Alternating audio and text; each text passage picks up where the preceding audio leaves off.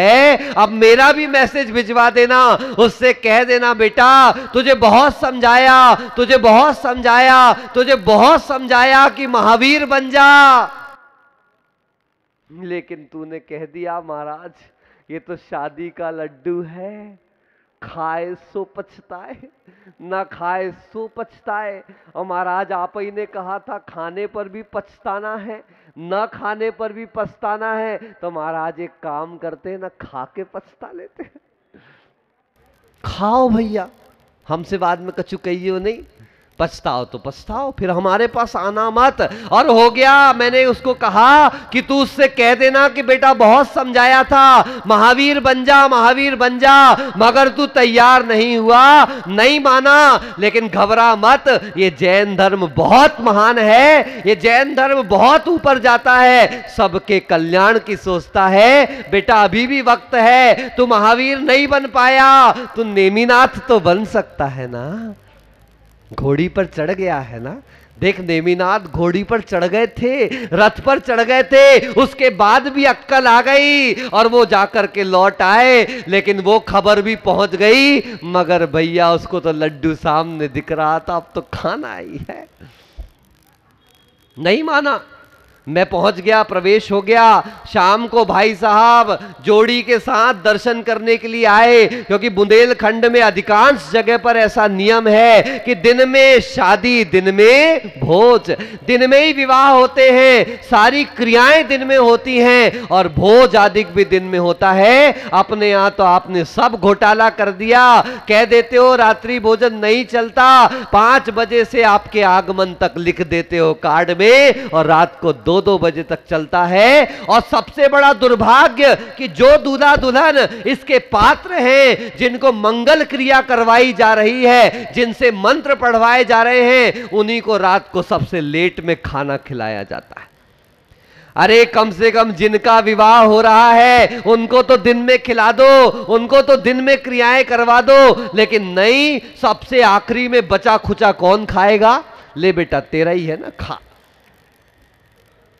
हाँ बेटा तुझे खाना पड़ेगा, अब खा ले बेटा।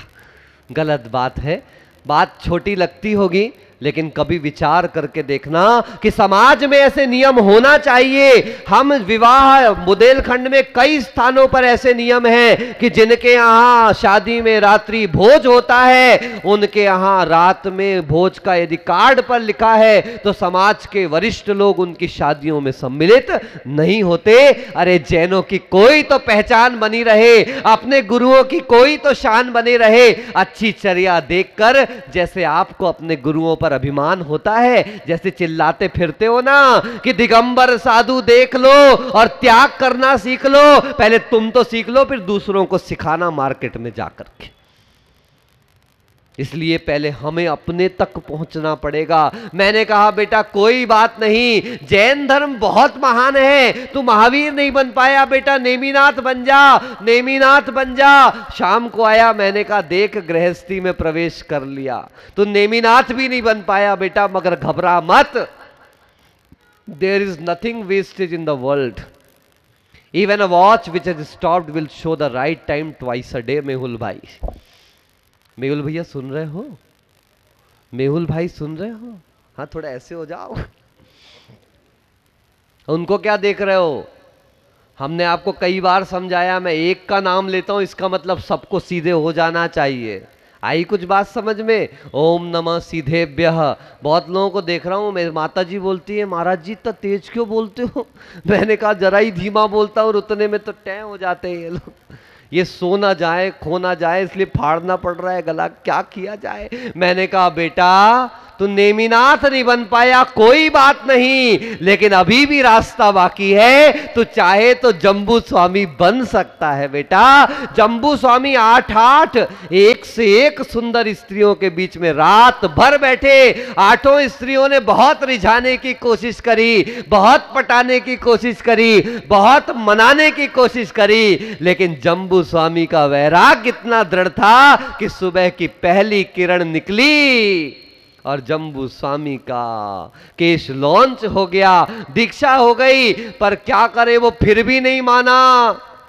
भैया चला गया, चला गया। जब सुबह लौट करके आया, वापस दर्शन वंदना करने के लिए आया, तो मैंने कहा बेटा कोई बात नहीं, जैन धर्म बहुत महान है, तू महावीर नहीं बन पाया कोई बात नहीं, तू नेमिनाथ नहीं बन पाया कोई बात नहीं, तू जम्बू स्वामी भी नहीं बन पाया कोई बात नहीं बेटा, अभी भी तेरे पास वक्त है। यावत स्वस्थम शरीरस्य, कि जब तक शरीर स्वस्थ है इस जैन धर्म की महानता देख, अभी भी तेरे पास आदिनाथ का रास्ता खुला हुआ है।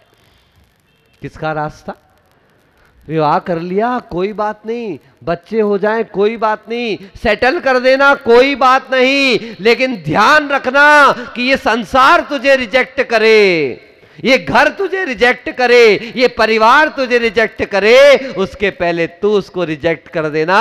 वो तुम्हें छोड़ दे और तुम उसे छोड़ दो, दोनों में जमीन और आसमान का अंतर है। वो तुम्हें छोड़ रहा है, तुम्हारी मजबूरी है, लेकिन तुम उसको छोड़ दो, ये तुम्हारी मजबूती है। चंद्रप्रभा डोटिया सुन रही हो? छोड़ दो, पहले ही छोड़ दो। ये तुमको छोड़े, वो तुमको छोड़े, उसके पहले तुम इनको छोड़ दो। नहीं तो याद रखना बंधुओं, मजबूती और मजबूरी का धर्म समझ लेना। मजबूरी में छोड़ना पड़े ये विकास नहीं कहलाता, लेकिन मजबूती के साथ छोड़ दिया जाए। हम वक्त का इंतजार ना करें बंधुओं, वक्त तो उनकी मुट्ठी में हुआ करता है जो अपने अनुसार चलते हैं, पुरुषार्थ का दामन थामते हैं, क्योंकि जिम्मेदारियां तो जिंदगी में कभी भी खत्म होने वाली नहीं। आप मरते मरते भी साइन करना बच जाएगा, जाते जाते भी कुछ ना कुछ देना बच जाएगा, जाते जाते भी कुछ ना कुछ लेना बच जाएगा। इसलिए बंधुओं, वो रिजेक्ट करे और हम रिजेक्ट करें, इसमें अंतर है। अभी शनिवार के दिन एक बालक आया, शुक्रवार के दिन बोले महाराज मैं गांधीनगर अहमदाबाद जा रहा हूं। मैंने कहा क्यों? बोले महाराज 2 लड़के थे, पहले एक आया, वो बोलता है महाराज मैं इसलिए जा रहा हूं, मैं आचार्य सुनील साई के दर्शन करूंगा और जो टाइम बचेगा उसमें अपना बिजनेस का काम करके आ जाऊंगा। मैंने कहा वाह क्या बात है। दूसरा छोरा आया 15 मिनट बाद, बोले महाराज मैं अहमदाबाद जा रहा हूं। मैंने पूछा भैया क्यों? बोले महाराज थोड़ा बिजनेस का काम है, वहीं से सुनील साई के दर्शन भी कराऊंगा।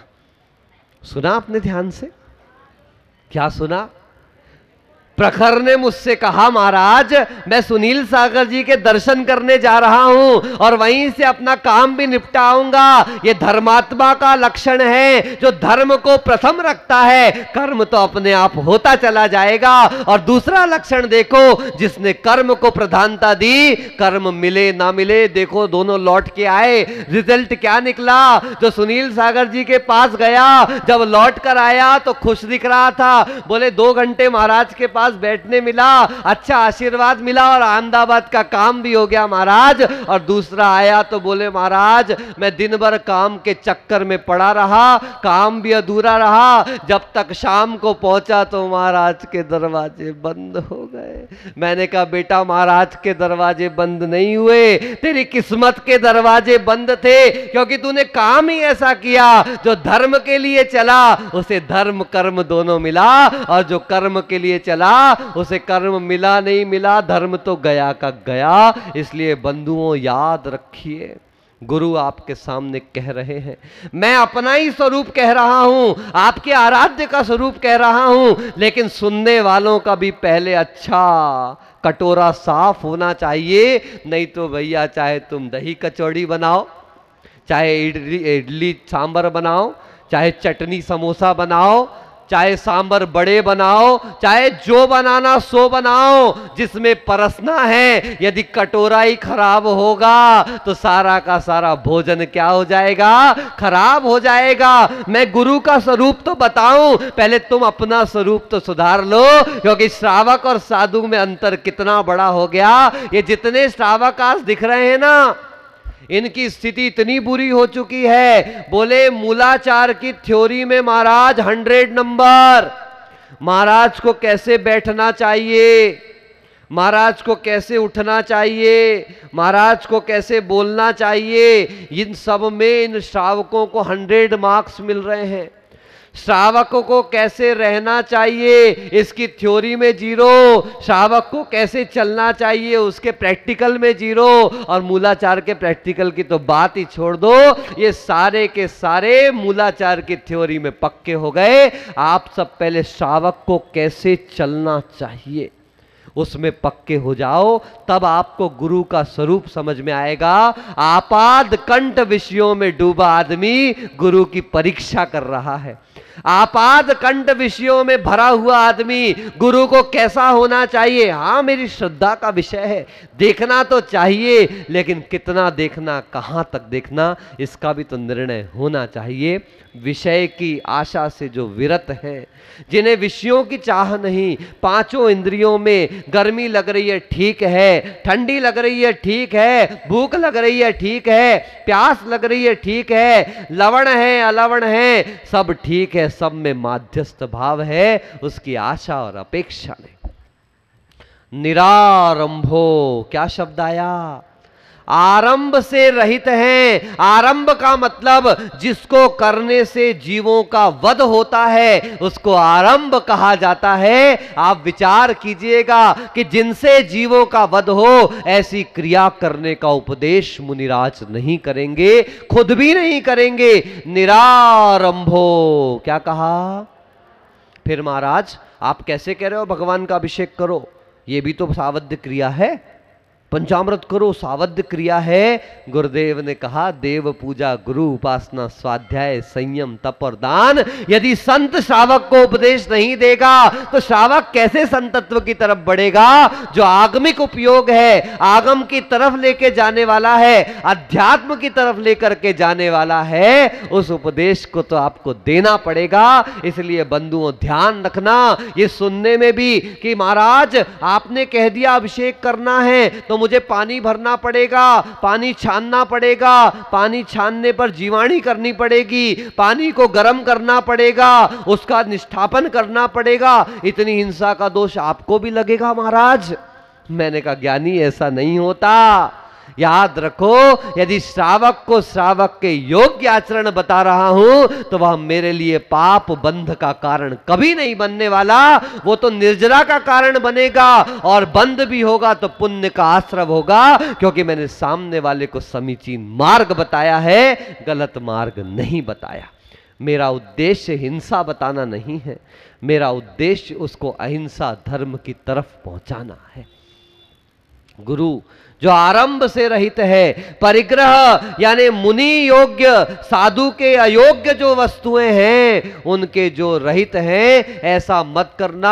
आजकल लोग क्या करने लगे, महाराज इस शास्त्र में तो जीव हो जाते हैं, महाराज इन ग्रंथों में तो ये हो जाता है, अब तो बढ़िया मोबाइल आ गया है, लैपटॉप आ गया है, और महाराज वो बीच वाले को क्या बोलते हैं, टैबलेट आ गया है महाराज। तो ऐसा नहीं कर लिया जाए महाराज कि पूरे पूरे ग्रंथ उसमें उतार दिए हैं और हम एक टैबलेट लेकर के आ जाते हैं। अब अच्छा ठीक है भैया, फिर कहाँ रखोगे टैबलेट को, ताला लगाओगे कमरे में, फिर चाबी को कहाँ रखोगे, अपने उसके कमंडल के अंदर रखोगे, फिर कमंडल को कहाँ चौके के अंदर लेकर के जाओगे, हैं खाना खाओगे, आहार करोगे, कि कमंडल देखते बैठे रहोगे।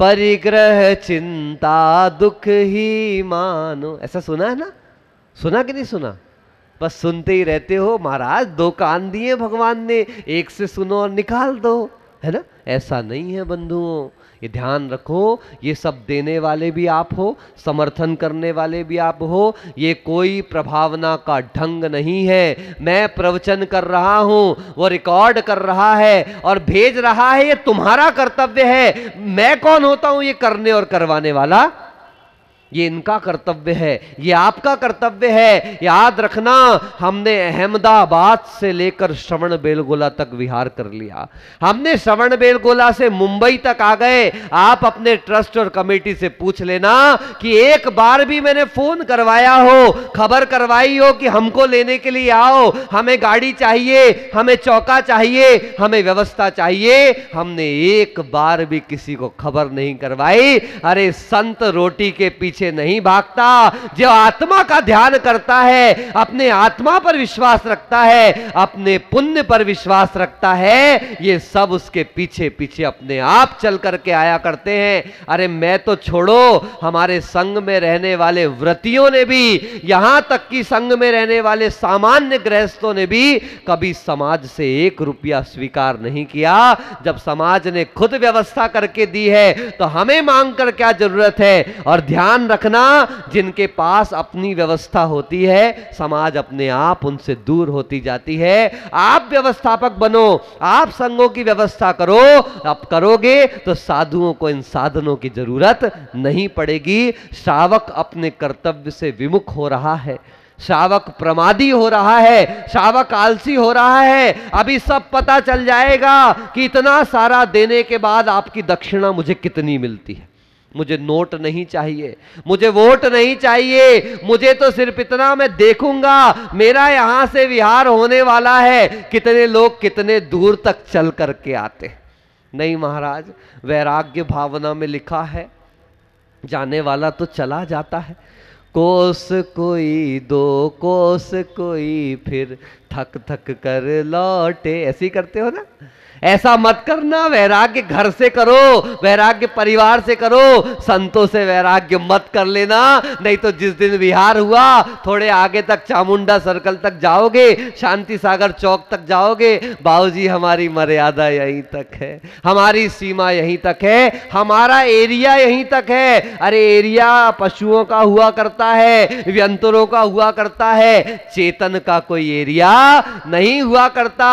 अधोलोक से ऊर्ध्व लोक तक चेतन कहीं भी गमन कर सकता है। और यदि ऊर्ध्व लोक तक गमन करना है तो याद रखो, संतों के प्रति वैराग्य मत धर लेना।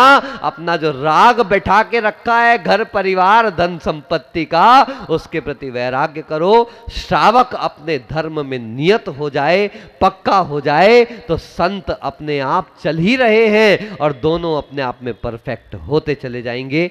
आप भी अपने रास्ते पर अच्छे से चलिए और हम भी प्रयास कर रहे हैं, दोनों चलें, इसी में हमारा कल्याण है। इन्हीं भावनाओं के साथ बोलिए आचार्य श्री अभिनंदन सागर जी महाराज।